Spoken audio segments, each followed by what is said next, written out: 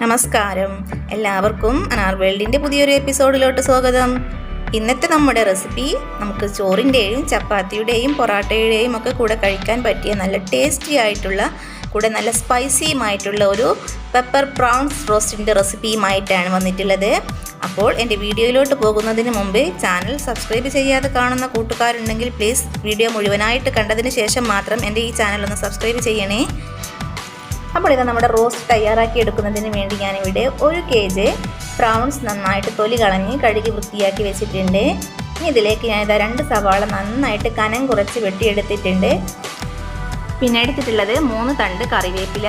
ഇത് ഞാനൊരു 15 ചുവന്ന ഉള്ളി എടുത്തിട്ട് നന്നായിട്ട് മിക്സിയുടെ ജാറിലിട്ട് അരച്ചെടുത്തതാണ്.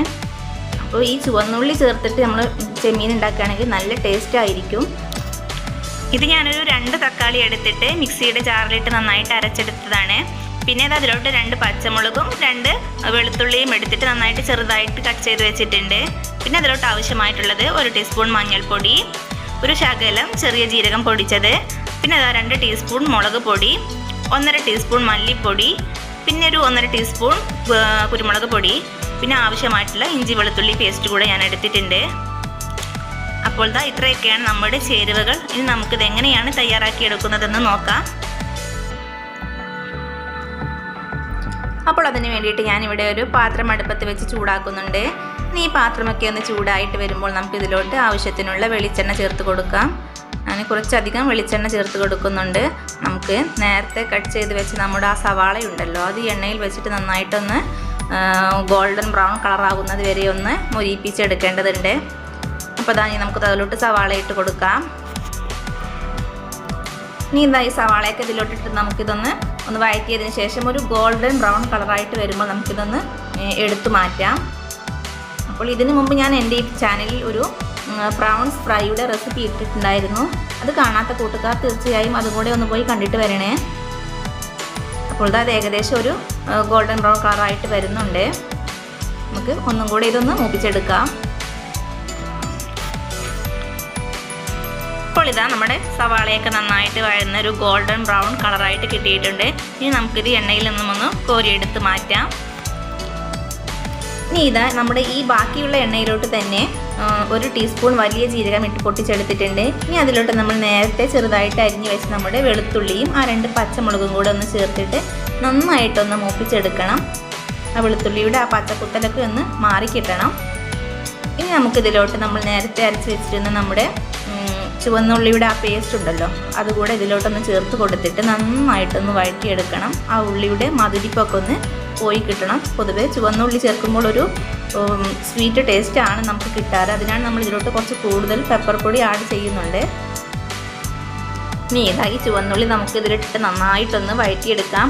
ഒരു വഴന്ന ഒരു പാകമായിട്ട് വരുമ്പോൾ നമുക്കിതിൽ നിന്ന് ഈ ഉള്ളിയിൽ നിന്ന് ഈ എണ്ണയൊന്ന് വേറിട്ട് കിട്ടും. ആ ഒരു പരുവമാകുന്നത് വരെ നമുക്കൊന്ന് വഴറ്റിക്കൊണ്ടേയിരിക്കാം. ഇതിലോട്ട് നമുക്ക് കുറച്ച് ആവശ്യത്തിനുള്ള ഉപ്പ് കൂടെ ചേർത്ത് കൊടുക്കേണ്ടതുണ്ട്. ഉപ്പിടുമ്പോൾ ശ്രദ്ധിക്കണം, നമ്മുടെ ചെമ്മീനിൽ ഓൾറെഡി അത്യാവശ്യം നല്ല സോൾട്ടി ആയിട്ടുള്ളൊരു ഐറ്റം കൂടിയാണ്. അപ്പോൾ അത് ശ്രദ്ധിച്ചിട്ട് ആവശ്യത്തിനുള്ള ഉപ്പിട്ട് കൊടുക്കണേ. ഇനി ഇതിപ്പോൾ ഏകദേശം ഒന്ന് വഴന്നൊരു പാകമായിട്ട് വന്നിട്ടുണ്ട്. എണ്ണയൊക്കെ തെളിഞ്ഞ് വന്നിട്ടുണ്ട്. ഇനി ഇതിലോട്ട് നമുക്ക് നേരത്തെ അരച്ച് വെച്ച് നമ്മുടെ ടൊമാറ്റോ പ്യൂരി കൂടെ ഒന്ന് ആഡ് ചെയ്ത് കൊടുക്കാം. എന്നിട്ട് വീണ്ടും നന്നായിട്ടൊന്ന് മിക്സ് ചെയ്ത് ടൊമാറ്റോ പ്യൂരിയുടെ പച്ചമണം മാറുന്നത് വരെ നല്ലവണ്ണം ഇളക്കിക്കൊണ്ടേയിരിക്കണം.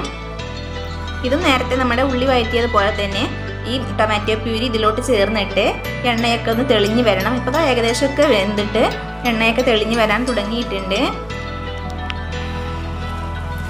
ഇനി ഇതിലേക്ക് നേരത്തെ എടുത്ത് വെച്ച 1.5 ടീസ്പൂൺ ജിഞ്ചർ ഗാർലിക് പേസ്റ്റ് കൂടെ ആഡ് ചെയ്ത് കൊടുക്കുന്നുണ്ട്.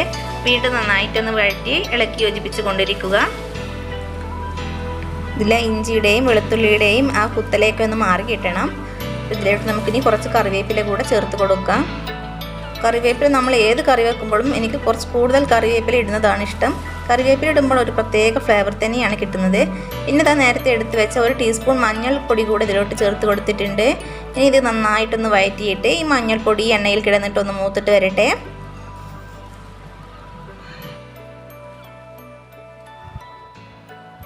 അപ്പോൾ ഇതൊക്കെ ഇവിടെ വഴന്ന് റെഡി ആയിട്ടുണ്ട്. ഇനി ഇതിലേക്ക് നമുക്ക് നേരത്തെ എടുത്ത് വെച്ച 1.5 ടീസ്പൂൺ മല്ലിപ്പൊടി കൂടെ ചേർത്ത് കൊടുക്കാം. ഒരുപാട് മല്ലിപ്പൊടിയൊന്നും ചേർക്കുന്നില്ല കേട്ടോ. പിന്നെ നേരത്തെ എടുത്ത് വെച്ചിട്ടുണ്ടായിരുന്ന നമ്മുടെ 2 ടീസ്പൂൺ മുളക് പൊടി ഉണ്ടായിരുന്നല്ലോ, ഇത് കാശ്മീരി മുളക് പൊടിയല്ല. അപ്പോൾ കാശ്മീരി മുളക് പൊടി ചേർക്കുമ്പോൾ നമ്മുടെ ഈ ഒരു റോസ്റ്റിന് നല്ലൊരു കളർ കൂടെ കിട്ടുന്നതാണ്. പിന്നെ അതിലോട്ട് നമ്മൾ നേരത്തെ എടുത്ത് വെച്ചിരുന്ന ചെറിയ ജീരകം പൊടിച്ചതും പിന്നെ നമ്മുടെ കുരുമുളക് പൊടിച്ചതും കൂടെ ചേർത്ത് കൊടുത്തിട്ടുണ്ട്. കുരുമുളക് നന്നായിട്ട് നൈസായിട്ട് പൊടിച്ചെടുത്തിട്ടില്ല, ഒന്ന് ക്രഷ് ചെയ്തെടുത്തതാണ്. അപ്പോൾ ഇനി വീണ്ടും ഈ മസാലയൊക്കെ ഒന്ന് കരിഞ്ഞു പോകാതെ നമുക്ക് ചെറു തീയിലിട്ട് വീണ്ടും ഒന്ന് വഴറ്റിക്കൊണ്ടേയിരിക്കാം.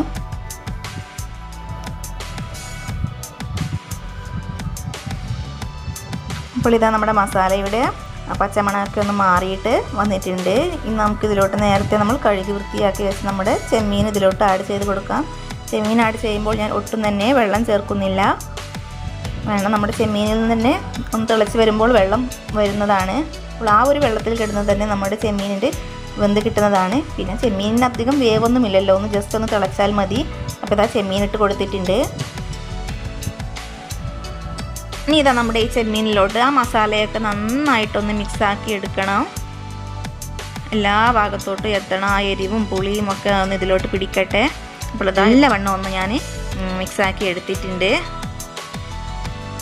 ഇനി നമുക്ക് ഇതൊന്നൊരു 5 മിനിറ്റ് ഒന്ന് അടച്ച് വെച്ച് വേവിക്കാം. അപ്പോഴേക്കും ഇതാ നമ്മുടെ ചെമ്മീനിൽ നിന്നൊക്കെ നല്ല തിളച്ചിട്ട് താനെ വെള്ളം പുറത്ത് വരാൻ തുടങ്ങിയിട്ടുണ്ട്. ഇനി ഇതൊന്നൊരു 5 മിനിറ്റ് നമുക്കൊന്ന് അടച്ച് വെച്ച് വേവിക്കാം.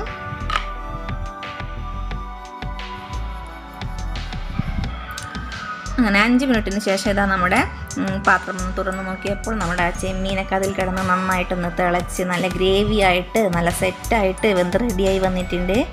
ഇനി നമുക്കിതിലുള്ള ഒരു പറ്റ ലൂസായിട്ടുള്ള ഗ്രേവി ഒന്നും കൂടെ ഒന്ന് വറ്റിച്ചെടുക്കാം. നല്ല അടിപൊളി സ്മെല്ലാണ് കേട്ടോ.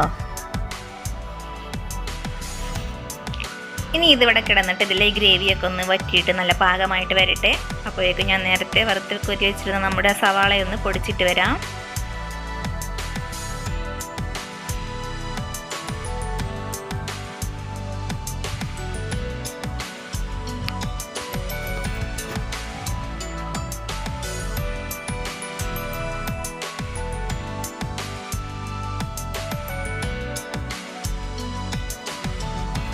അപ്പോൾ ഇതാ നമ്മുടെ ചെമ്മീനിലെ ഗ്രേവിയൊക്കെ വറ്റി നല്ല റോസ്റ്റ് പരുവമായിട്ട് വന്നിട്ടുണ്ട്.